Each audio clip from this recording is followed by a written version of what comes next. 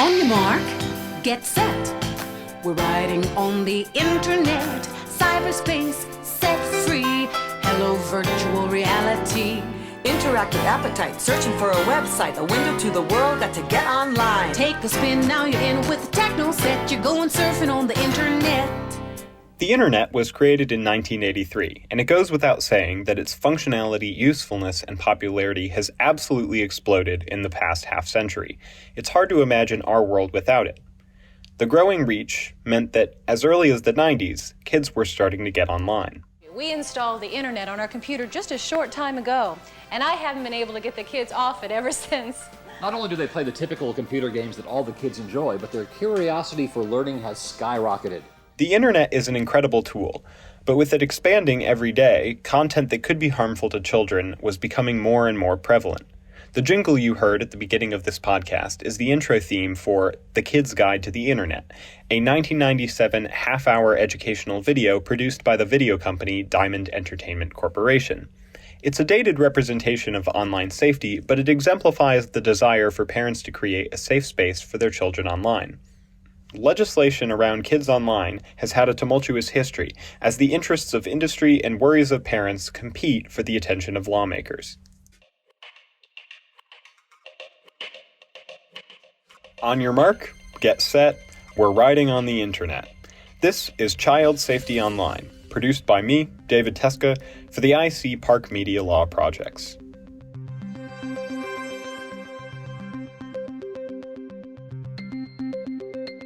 In The Active Role of Children as Consumers, published in the Young Consumers Journal, researcher Simona Irinoko describes the dichotomous child. In one way, children can be adventurous consumers, recontextualizing retail spaces and advertising in an almost adventurous way as a form of play or entertainment. But at the same time, children can exhibit behaviors in line with passive consumerism. It's this dichotomy that makes the internet a potentially harmful space for children. They tend to explore beyond their known world, which has the potential to introduce them to harmful content, and they have the potential to sit back and allow an algorithm to feed them all manner of content. In a space where companies don't make a point to protect children on their platforms, this latter mode is especially concerning. For example, teenage girls in particular are negatively impacted by body image-related content. In October 2021, a Senate hearing titled Protecting Kids Online, Testimony from a Facebook Whistleblower, revealed that Instagram was algorithmically feeding young girls this type of content. There's also a profit incentive for companies to invade children's privacy and collect data from them. User data, sold to advertisers so they can tailor and target their advertising, is one of the most profitable markets in the world. According to the Washington Post, Google's AdSense division brought in $32.6 billion in a 3-month period in 2019, while Facebook took in $16.6 billion in the same period. For the most part, it's not that big tech companies set out to exploit kids' data, but it's not like they're going to put in the work to clean up their act if it's going to make them less money. In 2019, Google was forced to pay $136 million to the Federal Trade Commission for violating the Children's Online Privacy Protection Rule, or COPPA, which prohibits collecting data on children. We'll discuss COPPA further shortly. Clearly, children's safety online is a big issue, so let's talk about some of the legislation around it. Want to write a letter to President Clinton? Would he answer us? I bet he would. Let's tell him how much we love the internet and that he should try to get more computers for our schools. One of the earlier pieces of federal children's online safety legislation was the Communications Decency Act, or CDA, which was signed by President Bill Clinton in 1996. The law made it a crime to distribute online material deemed, quote, indecent or patently offensive to minors. The concept of indecency in regard to television and radio content had already been thoroughly defined by the Federal Communications Commission, but exactly what the definition of indecency in regard to the internet would be wasn't specified by the Communications Decency Act. Because of this ambiguity, there were concerns that the CDA had the potential to be over-restrictive and violate the right to freedom of speech codified in the First Amendment. The CDA was essentially struck down in ACLU versus Reno because of these censorship concerns. Following the CDA was the Child Online Protection Act, or COPPA, not to be confused with the next piece of legislation we'll discuss, the Child Online Privacy Protection Act, or COPPA. COPPA is a federal act that was signed by President Bill Clinton in 1998. COPPA required all commercial distributors of, quote, material harmful to minors to restrict their sites from access by minors. Material harmful to minors was defined as material that by, quote, contemporary community standards was judged to appeal to the prurient interest and that showed sexual acts of nudity, including female breasts. This bill never made it off the ground. The Supreme Court killed it in 2009 because of, you guessed it, censorship concerns. So is there any legislation from this era that has survived the test of industry censorship concerns? Yes, there are actually two major examples. The first is the Child Online Privacy Protection Act, or COPPA, which I mentioned earlier. This was a piece of federal legislation that went into effect in 2000. Its goal is to protect the privacy of users under the age of 13. Compliance is managed by the Federal Trade Commission, or FTC, who requires a few things from organizations maintaining web pages directed to children. What's a web page? Something ducks walk on? The FTC requires that organizations, 1, post a clear and comprehensive online privacy policy describing their information practices for personal information collected online from children, being persons under 13. 2, obtain verifiable parental consent prior to any collection of personal information from children. And 3, retain personal information collected online from a child for only as long as is necessary to fulfill the purpose for which it was collected, and delete the information using reasonable measures to protect against its unauthorized access or use. There are several other measures, but those are the most significant. Reports of violations can be made to the FTC online or over the phone, and companies face penalties up to $46,517 per violation based on a variety of factors. This is a solid piece of legislation to curb the collection of data from children, but the fact that it only applies to online services explicitly aimed at kids is very limiting. Nonetheless, it has survived the past 2 decades with relatively minimal amendment or modification. The second big piece of turn-of-the-century federal legislation on kids' safety online is the Children's Internet Protection Act, or CIPA. This act was signed by Bill Clinton in 2000. It mandates internet filters in schools and libraries that receive federal funding via the E-Rate Discounts program. The E-Rate Discount program is run by the Universal Service Administration, a company of the Federal Communications Commission. It provides discounts to schools and libraries for things like internet access and the associated technological infrastructure. Because this filtering is put in place through the E-Rate Discount program, institutions in violation of the Act can actually lose their E-Rate discounts, which can be devastating for schools. Over the years, several states have created their own laws that codify the ideas behind CIPA, so even if the functionality of CIPA is turned down somehow, its legacy will live on. And that's pretty much it. COPPA and CIPA, to this day, are the big two in protecting kids online. Built around a vision of the internet 20 years old, they have been slowly patched in an attempt to keep up with the rapidly changing landscape.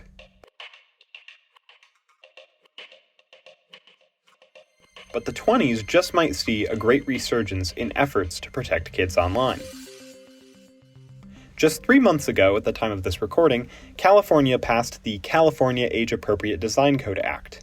This act, quote, requires a business that provides an online service, product, or feature likely to be accessed by children to comply with specified requirements, including a requirement to configure all default privacy settings offered by the online service, product, or feature to the setting that offers a high level of privacy. It is enforced by the California State Attorney General, and companies can face up to $2,500 per child for negligent violations and up to $7,500 per child for what are deemed intentional violations. In the 2022 State of the Union address, current President Joe Biden said, quote, "It's time to strengthen privacy protections, ban targeted advertising to children, demand tech companies stop collecting personal data on our children." He also announced the creation of the Center of Excellence on Social Media and Mental Illness, a branch of the U.S. Department of Health and Human Services that would create materials to educate about the effects of social media on youth. And the nation has followed California's drive for better, newer legislation on online child safety. The Children's and Teens Online Privacy Protection Act was introduced in May of 2021. It's a piece of federal legislation that aims to do what it says on the tin: extend the protections offered to those under the age of 13 by COPPA to those ages 12 to 16 as well. It also prohibits targeted marketing directly to a child without their consent and clarifies principles dictating the collection and use of kids' data. The Kids Online Safety Act, or KOSA, was introduced in February of 2022. It would mainly do three big things. First, it requires social media platforms give minors options to protect their information, disable addictive product features, and opt out of algorithmic recommendations. It also requires that platforms enable the strongest settings by default, a concept lifted directly from the California Age-Appropriate Design Code Act. Second, it requires social media platforms to not algorithmically promote content about self-harm, suicide, eating disorders, substance abuse, and sexual exploitation. It also requires that companies perform an annual internal audit to assess how well they're complying with this aspect of the law. And third, it provides researchers access to the algorithms companies use so that research can be done on how social media is affecting children. Both of these bills have been introduced in Congress but are still in their infancy. Ultimately, it seems that Europe will be the leader in child online safety legislation. Natasha Singer, renowned tech reporter at the New York Times, pointed out that the California Age-Appropriate Design Code Act, quote, took its cues from Britain's legislation, which is colloquially called the Britain Child's Code.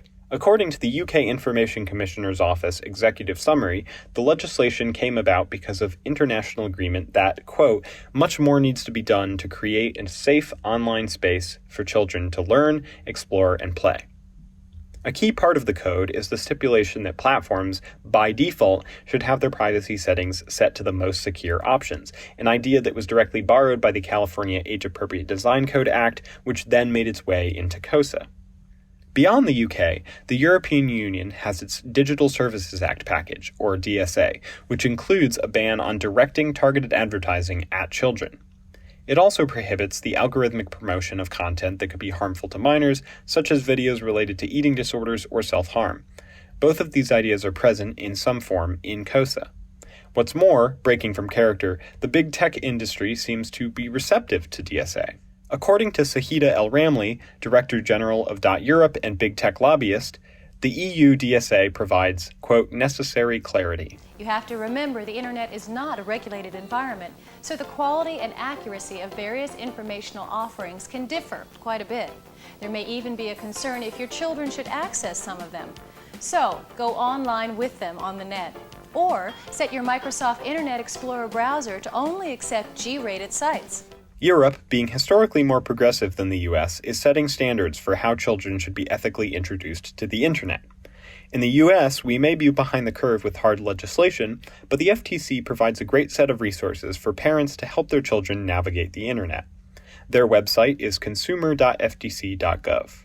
The Department of Justice also provides similar guidance on their website at www.justice.gov, and they have guidance that specifically applies to issues that arose during the coronavirus pandemic at www.justice.gov/coronavirus.